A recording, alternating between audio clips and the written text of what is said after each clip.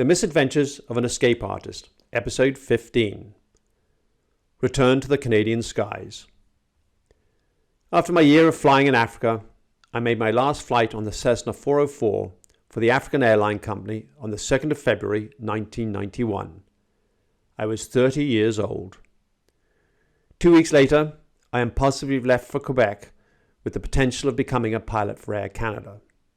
On the Air Canada twin-prop Dash 8 simulator, I was sure that I had performed well. Yet, at the end of my simulator training, Captain Perron told me that I was not competent to fly for the airline. I left jobless. Life throws her curveballs. As a fully fledged Air Mirabel captain a few years later, walking towards my Airbus 310 for a flight to Paris, I came face to face with my instructor from Air Canada, Captain Perron. He was the training pilot who had told me that I was not a good enough pilot to fly for Air Canada. I stopped and we talked for a while about aviation in general. Captain Perron said, "It must be great to be a captain at Air Mirabel on the Airbus 310. It certainly requires a lot of experience and talent for the pilot." He did not realize that a few years earlier he had told me that I was not good enough to be an airline pilot. I didn't want to embarrass him by letting him know that he had trained and failed me on the Dash 8. It took me more than 2 months to recover from the disappointment of failing the Dash 8 training. I needed to find a new job. Avion Air was a third-level company based at Montreal Airport. It operated aircraft that could only take a weight of not more than 12,500 pounds. These companies operated aircrafts carrying 2 pilots and less than 20 passengers. Planes like the Navajo, King Air, and the Merlin SW-4. The owner hired me to work as a co-pilot on a Merlin II, a twin-engine turboprop. It was a pressurized aircraft. I'd only flown unpressurized aircraft up until then. Unless equipped with oxygen masks, unpressurized planes could not be used at altitudes of over 10,000 feet. Above this, the risk of weakness and loss of consciousness is greatly increased. The Merlin II could fly up to altitudes of 24,000 feet thanks to its pressurization system. I received my training with Captain Gilbert, the chief pilot at Avion Air. I was hired as co-pilot, but for some reason the chief pilot trained me as a pilot in command. So I did all my training in the left seat, the captain's seat. I passed my final flight test with a Transport Canada inspector. Then I flew as a pilot in training for 5 days with Captain Gilbert, with passengers, on the line, a flight. These flights with the chief pilot were to introduce me to the procedures of the airline. My first flight with the co-pilot from Avion Air took place in August between Montreal and Coujirapek in Nunavik, on the far north Canadian coast of the Hudson Bay. At the end of the month, the chief pilot, Captain Gilbert, resigned Avion Air to go to fly for Air Mirabel as a second officer on the Boeing 727-223. The second officer on an airliner is a pilot or mechanic who sits sideways behind the co-pilot. He faces a panel with switches and dials. They're responsible for the engine parameters, fuel tanks, and electrical systems. On newer aircraft, this is now done by onboard computer. When Captain Gilbert left, Mr. Prelou, the owner and president of that company, called me to his office. "Leroy, you will now be the chief pilot of Avion Air." Avion Air had about 20 pilots. Many of them had been with the company for years. I told the owner that I could not accept this promotion. I spent the rest of the day talking to the other pilots, and they told me that I should accept the job because the owner was an immoral bandit and madman. That way I could keep the deviant under my watchful eye. I accepted the position of chief pilot and spent the first week of September at the Transport Canada offices learning about the responsibilities and duties of the chief pilots in Canada. I received an increase of $200 above my normal salary and should have been paid 8 times as much for the position of chief pilot. This despite the fact that I was a greenhorn and had next to zero experience in airline management. 2 weeks after my certification as chief pilot, 4 Transport Canada inspectors showed up at Avion Air for a 5-day audit to thoroughly check the airline. I hadn't as yet been told to do anything illegal. That week opened my eyes concerning my later aviation career. I continued to work as a pilot on the line. I also spent all my free time during the day on my job as chief pilot, which required hours of work. I would often fly nights, even if I'd worked the entire day as chief pilot. I was in my early 30s and loved my job. Flying for me was not a chore. It was a pleasure, at least most of the time. An hour before midnight on the 1st of February, 1992, I was ordered to go to Mirabel Airport to pick up packages from an Air Canada cargo Boeing 727, scheduled to fly to Fredericton. The weather at the destination was bad, so Air Canada would not allow their planes to take off. My boss made his money by forcing his pilots to push the limits.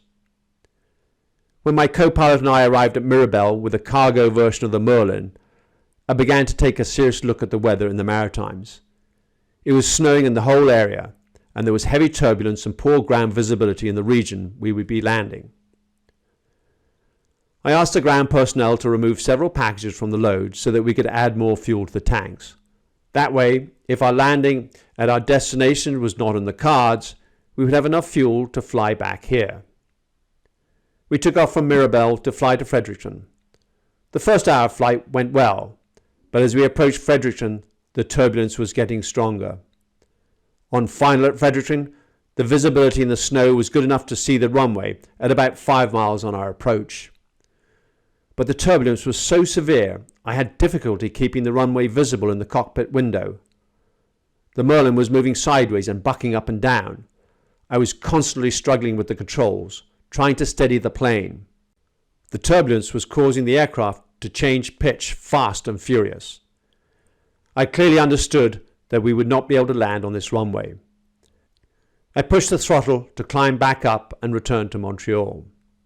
As we were climbing, air traffic control radioed, "Captain, Air Canada Cargo has contacted us to ask if you would be okay to fly to the Halifax airport, which should be good to land at for another 45 minutes. We took a minute to assess the situation.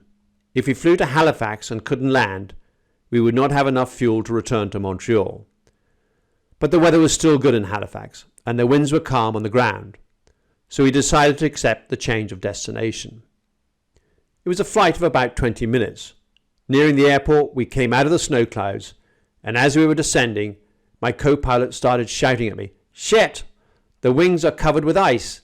Damn! Damn! Damn! The ice is thick, and it's still building." We had just entered an area of freezing rain. Soon the aircraft's controls began to lose their effectiveness. Maximum engine power was necessary to keep the plane in flight because of the ice on the wings. My co-pilot continued to yell about the amount of ice on the wings was getting fucking dangerous.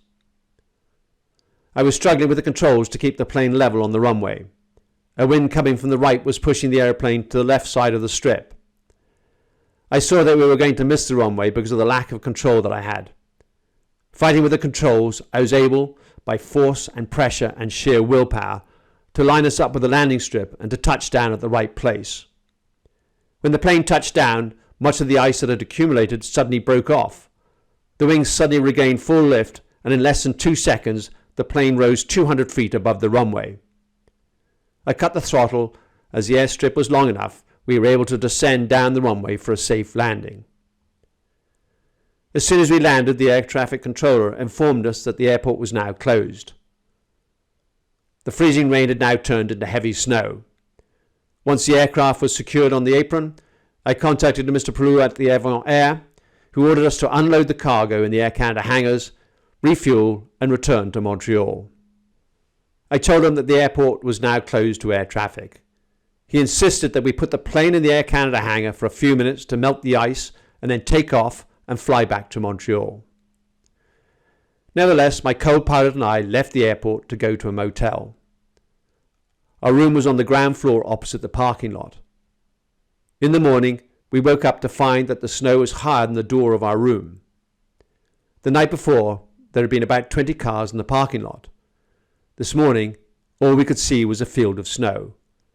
It had snowed so hard that the snow covered the tallest vehicle in the parking lot. We were experiencing what was later called the storm of the century. We stayed in our room until the next day, when we were able to leave Halifax and fly back to Montreal. Fired as chief pilot. That spring, Mr. Prelou sold Avion Air to a group of business people who knew absolutely nothing about the aviation industry.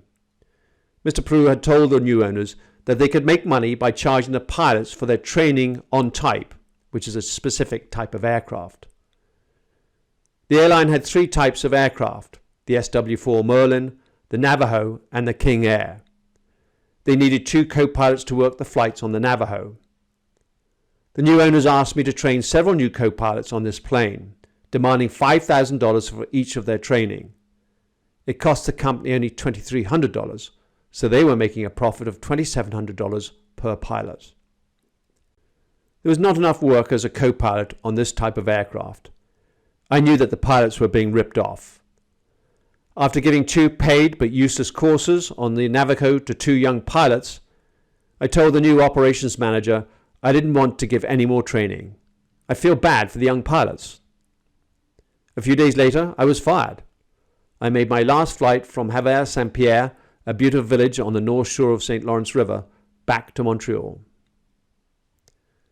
School in my 30s, university. After being fired as chief pilot at Avion Air in July, I decided to go back to school. I'd always wanted to go to university. I decided to meet with the rector of the University of Montreal. I wanted to be an undergraduate student in astrophysics. I'd left community college Saint-Jep 12 years earlier and did not have the prerequisite required for this field of study. I carefully explained to the rector that I was an airline pilot and had studied several subjects on my own. I'd studied astral navigation during my time as a pilot. I also told him I had studied atmospheric science and climatology. Except for aviation, weather, and some readings here and there, I had no real knowledge about the subject. Due to my bullshittery, I was admitted to the astrophysics program at the University of Montreal at the beginning of September. I had managed, as I often did, to convince the rector that I would be a suitable candidate. On my first day in class, there were about 15 students with me. The professor arrived and drew a large curve on the blackboard behind him and explained to us that it was a mountain. Then he cut across it with a horizontal line and began to write down formulas, saying to us, "Of course you know all these formulas very well." I spent 3 long hours listening to him and watching the students answering him from time to time. I hadn't a clue of what was being said in the room. I had no business being in this class. I left the course at the end of the first day and decided to change my major. I enrolled in international political science. It was a subject that I really enjoyed, the study of the organization of power in a group. Of course, I had to work hard in the first few weeks to reteach my brain to concentrate for long periods of time.